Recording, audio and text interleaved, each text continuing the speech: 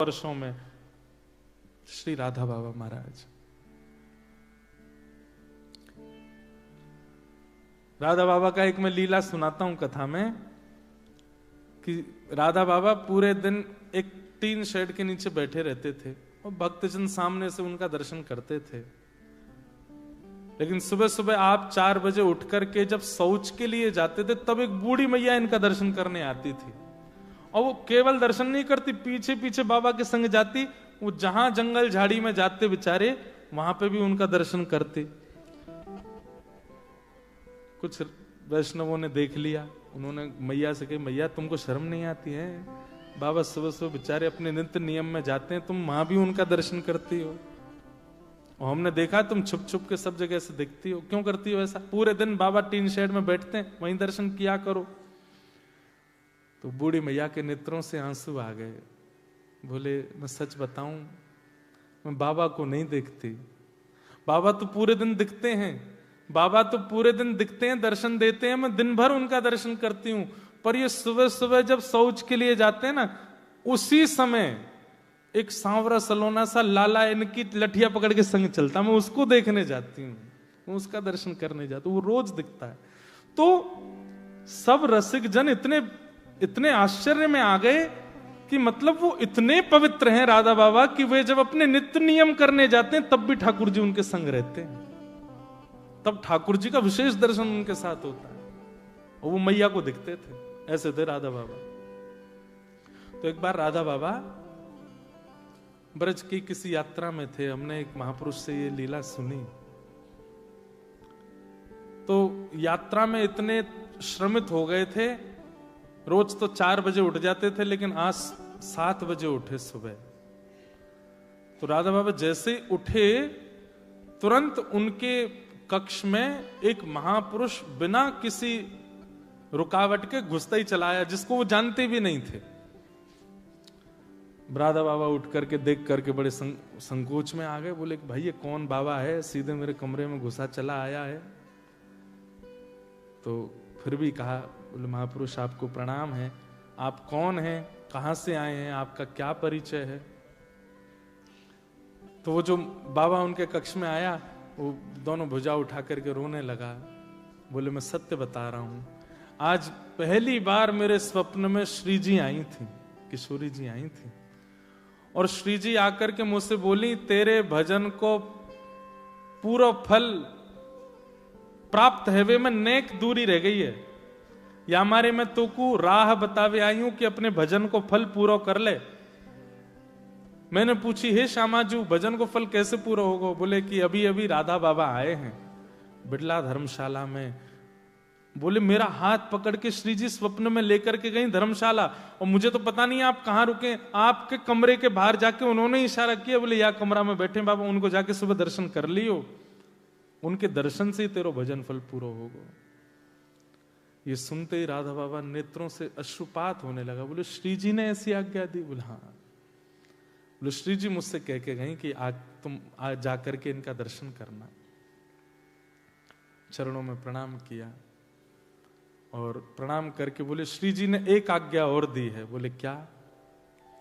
बोले बरसाने में एक सदगृहस्थ हैं, उनका नाम है मोहिनी बिहारी,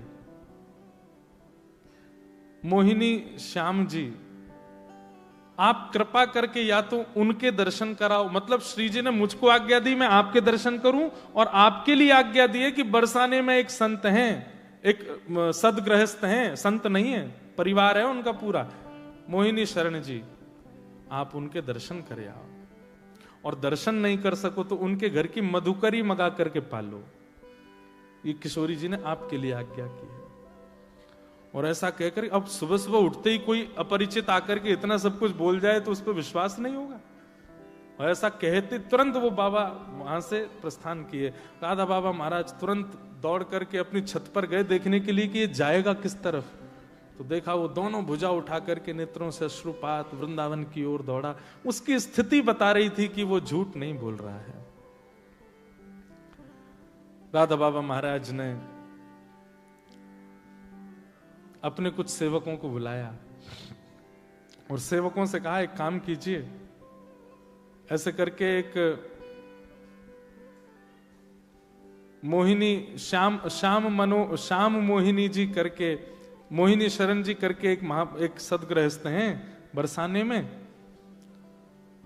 हम तो जाने में अभी असमर्थ हैं, पर उनके यहाँ की मधुकरी ले आओ, रोटी ले आओ। अपने कुछ सेवकों को भेज दिया। उनमें एक घनश्याम जी करके थे, वे ब्रज में, वृंदावन में जो रासलीला होती उसमें कृष्ण बनते थे। तो घनश्याम ठाकुर जी भी थे उसमें। तो उन सबको भेजा, जाओ जाकर के बरसाने में कोई मोहिनी शरण जी सदगृहस्थ हैं, उनके यहां से रोटी ले आओ। अब राधा बाबा महाराज किसी के यहाँ की प्रसादी मांग रहे हैं। राधा बाबा जिनको स्वयं श्री ठाकुर जी के प्रत्यक्ष दर्शन होते थे, वो किसी के घर की प्रसादी मांग रहे हैं, तो इसका मतलब वो कितना ऊंचा होगा। ये सब लोग बरसाने गए और बरसाने में जाकर के इन्होंने पूछना शुरू किया ब्रजवासियों से, भैया यहाँ पे कोई सदगृहस्थ है, उसका नाम मोहिनी शरण करके है। तो सब नाम सुने और सुन के हंसे। बोले क्या काम है उससे? बोले उसके यहाँ की रोटी चाहिए। बोले किसके लिए? बोले राधा बाबा के लिए। तो लोग बाग सुनकर के हंसे और सिर पकड़ करके बोले, भैया ये क्या कर रहे हो तुम लोग? राधा बाबा जैसे महान संत को उसके घर की रोटी खिलाओगे? बोले हैं कौन?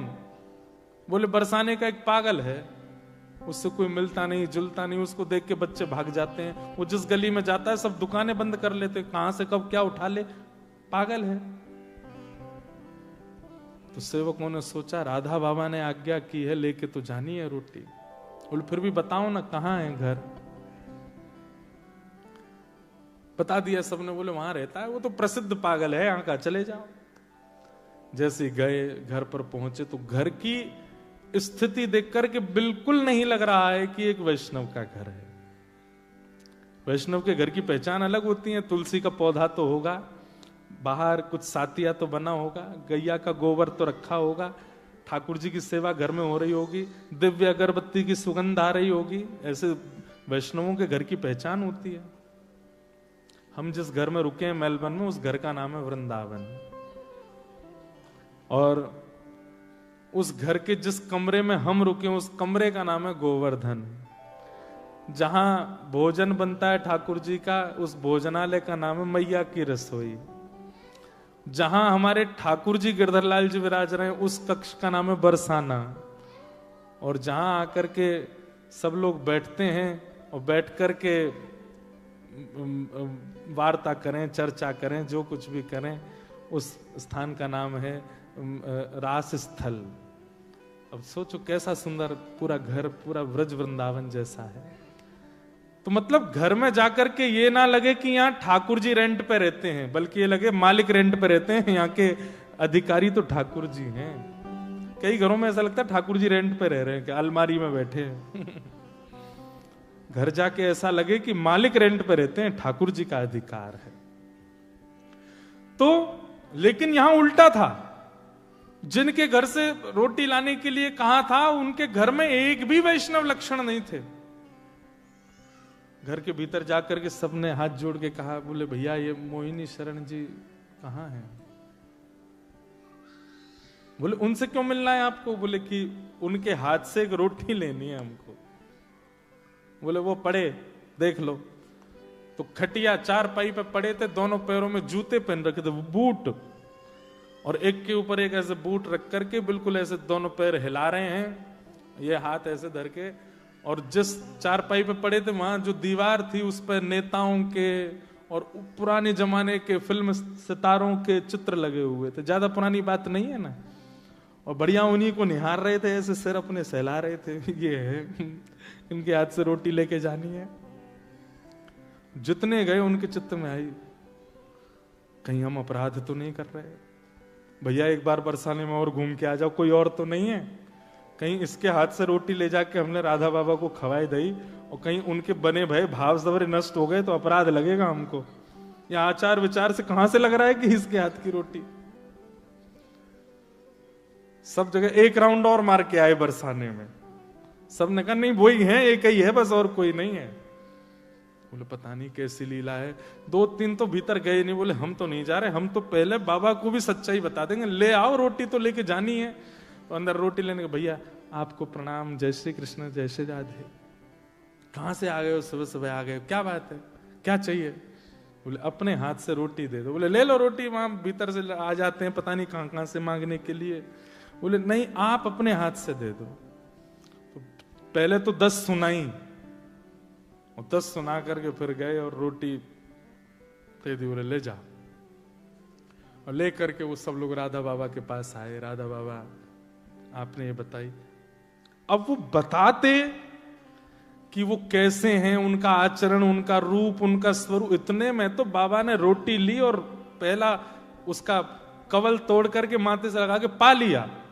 और जैसे ही रोटी मुख में धारण की है, वो मधुकरी प्रसादी, नेत्रों से अविरल अश्रुधार गिरने लगे, दोनों भुजा उठ गई। किशोरी जी की दिव्य लीलाओं का अनुभव होने लगा, नेत्र लाल पड़ गए, शरीर कंपायमान होने लगा। सामने जो आया, जिसके प्रति उनको अधिकार लगा, तोड़ करके उसको हाथ में नहीं दी, बोले मुंह खोलो, सीधे मुख में। और जिसको भी वो टूक पधराते जाएं, उसके नेत्र बंद हो जाएं, नेत्रों से अश्रुधार, और वही श्री राधा प्रेम में प्रेम मगन होकर के झूमने लग जाए। अब जिन जिनको उनके स्वरूप पर संकोच हुआ था, ये सब बोले ये क्या हो रहा है? पूरे कक्ष में बैठे हुए लोग भावावेश में चले गए। हाथ आगे बढ़ाया, राधा बाबा ने तिरछी नजर से देखा। बोले तुम अधिकारी नहीं हो इसके, क्योंकि तुम दोष बुद्धि से देख करके आए हो। और महाराज एक आध घंटे नहीं, 24 घंटे की भाव समाधि लगी उन लोगों की जिन ने वो रोटी की प्रसादी पाई, मधुकरी। वहीं से ही बाबा ने प्रणाम किया और बाबा तो वहां से चले गए। लेकिन जो घनश्याम ठाकुर जी जो रासलीला में कृष्ण बनते थे, वो भी गए थे वहां लेने। उन्हीं के मन में पहले दोष आया कि ये कैसे भक्त हैं। उनके मन में आया कि कोई तो बात है, मैं जाकर के देखूं तो सही, कहीं ऐसा तो नहीं है कि वो अपनी भक्ति को छुपाते हैं। ऐसा हो नहीं सकता कि उनकी प्रसादी से ये सब हो गया। घनश्याम ठाकुर जी गए बरसाने, और बरसाने गए तो आज वो और ज्यादा विचित्र रूप में बैठे थे। वो कोट वोट पहन के, बूट वोट पहन के, बिल्कुल ऐसा दिखावे सबको संसार को कि महा पागल हैं, संसारी हैं, और विचित्र सब उनसे दूर दूर रहें। पर ये पहचान है एक अत्यंत वैष्णव की। भक्त की इच्छा ये नहीं होती कि मैं बहुत प्रसिद्ध हो जाऊं, भक्त की इच्छा ये नहीं होती कि मैं बहुत सिद्ध हो जाऊं। भक्त की इच्छा ये होती है केवल प्रिया प्रियतम मेरे रहें, बाकी सब मुझे अकेला छोड़ दें। ये एक असली भक्त की इच्छा होती है। चरण पकड़ लिए घनश्याम जी ने, बोले कि आप ये नहीं हो जो दिखा रहे हो, क्या हो वो दिखा दो। मेरी आपसे प्रार्थना है। बहुत अच्छा नाटक करते हैं आप, आपके शब्दों में भी कहीं से भी वैष्णवता नहीं झलकती, आपके रूप प्ररूप में भी कहीं से वैष्णवता नहीं, आपके आसपास भी ऐसी आपने व्यवस्था कर रखी है कि किसी प्रकार से वैष्णवता का दर्शन नहीं हो। लेकिन मेरी आपसे प्रार्थना है, एक ब्रजवासी होने के नाते आपसे प्रार्थना कर रहा हूं, अपना असली रूप दिखाओ। तो पीछे जो चित्र लगे थे, उन सब चित्रों के मतलब जब प्रार्थना की तो नेत्रों से अश्रु आ गए। प्रेम का स्वभाव है, प्रेम का स्वरूप कितना भी छुपाओ छुपता नहीं, वो प्रकट हो जाता है। तो नेत्रों में जब अश्रु आए तो घनश्याम ठाकुर जी ने कहा, आप ये नहीं हो जो दिखा रहे हो, कौन हो वो दिखाओ। तो पीछे जो दीवार पे वो चित्र लगे थे फिल्म सितारे वगैरह के, वो वास्तव में एक लकड़ी की दरवाजा था। और जैसे ही उस दरवाजे को खोला तो वो एक झरोका था, एक बालकनी जैसी थी। और वो बालकनी ऐसी थी जहां से श्री किशोरी जी का रंग महल स्पष्ट दिखाई देता था। हाथ पकड़ करके ले गए घनश्याम ठाकुर जी का और दिखाया, बोले देखो वो हमारी श्री जी लाडली जी का भवन है। बोले हाँ। बोले देखना अब मैं पुकारूंगा और कुछ अनुभव होगा। और जैसे ही उन्होंने भुजा उठा करके कहा श्री राधा श्री राधा श्री राधा, एक दिव्य तेज प्रकट हो गया श्री ठाकुर जी किशोरी जी के बरसाने भवन में। और उस दिव्य तेज में सर्वांगीण अंग तो नहीं दिखा, लेकिन दिखा कि दिव्य तेज जैसे समाप्त हुआ तो वहां पर कोई सुंदर सी चुनरी पहन करके कोई एक सखी आई है, जिनका रूप ऐसा था, इतनी दूर से स्पष्टता नहीं हो रही थी। वो जो जिनके घर गए थे वो तो भुजा उठा करके नृत्य करने लगे। घनश्याम ठाकुर जी देख करके वहीं मूर्छित हो गए और मूर्छित होकर के चरण पकड़ लिए। बोले कि मुझे अनुभव करा दो। बोले कि अभी आपके चित्त में वैष्णवों के प्रति दोष भाव आ जाता है, पहले उस दोष भाव को दूर करो। कवि वैष्णव की आचार विचार कई बार वो इसलिए बनावटी रखते हैं कि हमारी भक्ति को नजर ना लगे, हम महासंसारी दिखाई दें सबको। इसलिए वैष्णव को परखने में राधा बाबा जैसे हो जाओ, जिन्होंने आपके द्वारा निंदा सुनी नहीं, उससे पहले प्रसाद पा लिया। ऐसी वैष्णवता जिस दिन आपके चित्त में आ जाएगी, आप जैसी बरसाना भवन की ओर देखोगे श्री जी दिख जाएंगी। घनश्याम ठाकुर जी तो मगन हो गए, चरण पकड़ लिए, बोले कि बस अब आप कृपा करो। ये है वैष्णवता। और फिर घनश्याम ठाकुर जी फिर उसी भाव में रहने लगे। अब तो ऐसी स्थिति उनकी हो गई कि अब कोई वैष्णव नहीं भी है और वो राह में खड़ा खड़ा अगर कुछ दुष्पान कर रहा है या कुछ दुर्वस्तु धुआं जैसा उड़ा रहा है, वो उसको भी प्रणाम करते, बोले तुम जरूर अपनी भक्ति छुपा रहे हो, इसलिए ऐसे हो ना, मुझे पता है तुम, आप हंस तो गए, लेकिन वास्तव में बताएं, जब तक ये दृष्टि नहीं बनेगी आपको भगवत अनुभव नहीं होगा। ऐसी दृष्टि बन जाएगी। कोई दोष युक्त व्यक्ति अत्यंत देखो, ये तो भगवत कृपा हो जाएगी कि जो वास्तविक दोषी व्यक्ति है उसका परिचय आपको हो जाएगा। लेकिन जिसमें दोष नहीं है, जो केवल दोष का आडंबर कर रहा है, उसके प्रति आपके सहज भावना हो जाएगी कि ये तो इनका केवल बाह्य प्रकाश है, भीतर से तो ये परम भक्त है। घूम फिर के बात पूरी इस भाव में आती है कि भगवत दर्शन, भगवत मिलन और भगवत सामिप्य के लिए वृत्रासुर जो कह रहे हैं, दासान उदासो भवतास्मि भोज, भगवत दासों के दास बन जाओ। जैसे मैं कहता हूं कभी कभी कि राधा रमन जी के जैसे ही पर्दा खुलता है ना, तो पर्दा खुलते ही पता नहीं कहां से ऊर्जा आ जाती है। वैष्णव बोलते श्री राधा रमन लाल की जय, भुजा खड़ी हो जाती हैं, नेत्र बिल्कुल अपलक हो जाते हैं, फिर पलक नहीं झपकता कोई, पीछे से धक्का पड़े, आगे से कोहनी पड़े, किसी को कोई चिंता नहीं होती, बस मुझे मेरे ठाकुर जी दिखते रहे। ऐसी स्थिति किसी वैष्णव के प्रति जब हो जाए, तब समझ जाइए अब ठाकुर जी मिलवे वाले हैं। जैसे ही कोई वैष्णव सन्मुख आया, उसके रूप को देख के, उसके उर्धपुंड को देख के, उसके शिखा देख के, उसके वस्त्र आभूषण देख करके, उसके हाथ में करमाला देख करके बस मन से बस निकल पड़ा नाम, और बस उत्सुक होकर के नृत्य करने लग गए। जैसी स्थिति भगवत दर्शन में, वैसी स्थिति वैष्णव दर्शन में जिस दिन हो जाए, समझाओ बस ठाकुर जी मिलवे वाले हैं कछु दिना में। तो वृत्रासुर यहां ठाकुर जी से कह रहे हैं, आपके चरण नहीं चाहिए, आपके दासों के दासों का दास मुझे बना दो, ऐसी मुझ पर कृपा कर दो। इस प्रकार वृत्रासुर स्तुति गा रहे हैं। ये प्रथम श्लोक है। और दासत्व भक्ति कैसी होती है, हरिजनों के दास कैसे बना जाता है, सब प्रसंग हम लोग सुनेंगे। 3 श्लोक और हैं, ये श्लोक भी याद कर लीजिए और इनके भाव भी याद कर लीजिए। अब यहां पर ठाकुर जी प्रश्न कर रहे हैं, क्या वृत्रासुर, मेरे चरण नहीं चाहिए, मेरे दासों के चरण चाहिए, ये चिकनी चुपड़ी बात करके तुम मुझे बहला रहे हो ताकि मैं तुम्हें इंद्र की पदवी दे दूं, ताकि मैं तुम्हें यमलोक दे दूं, ताकि मैं तुम्हें शिव की पदवी दे दूं। इसके उत्तर में अब दूसरा श्लोक वृत्रासुर गा रहे हैं, वो हम कल सुनाएंगे आपको। समय क्या है यहां कथा का? यहां वैसे एक्चुअल समय क्या है कथा का? 3:30 से 7:30, 4:30। अच्छा, हमें पता है नहीं, कल से कथा ठीक 4 बजे शुरू होगी, लेकिन आपको 3:30